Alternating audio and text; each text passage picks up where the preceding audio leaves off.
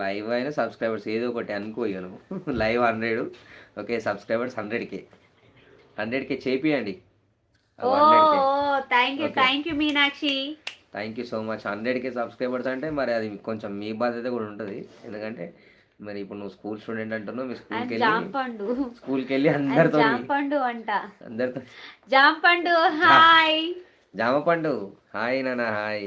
Hi జాంపండు. జాంపండు మీ స్కూల్లో మీ friends అందరికీ చెప్పు, ఇట్లా మా పెద్ద డాడీకి ఛానల్ ఉంది అని చెప్పి అందరితో సబ్స్క్రైబ్ చేయి నాన్న. వాళ్ళ బుక్లో రాసే మన ఐడి, సరేనా? మమ్మీ దగ్గర పోయి ఒక బుక్లో రాయించుకో మన ఛానల్ పేరు, రాయించుకొని తీసుకెళ్ళి వాళ్ళందరికీ ఇచ్చేసే, మీ ఫ్రెండ్స్ అందరికీ మన ఛానల్ని సబ్స్క్రైబ్ చేసుకోమని చెప్పు నాన్న, సరేనా?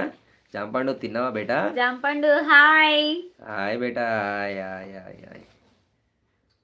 ఓకే ఏంటి ఓకే? నువ్వు అన్నావు కదా స్కూల్లో చెప్పమని. ఓకే ఓకే ఓకే, స్కూల్లో చెప్తావా తప్పకుండా? ఓకే, థ్యాంక్ యూ, సరేనా?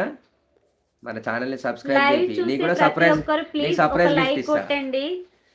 మన ఛానల్ని సబ్స్క్రైబ్ చేయి, నీకు కూడా సర్ప్రైజ్ గిఫ్ట్ ఒకటి ఇస్తా, సరేనా? జాంపండు నీకే. చూస్తున్నావా? లైవ్ చూసినావా?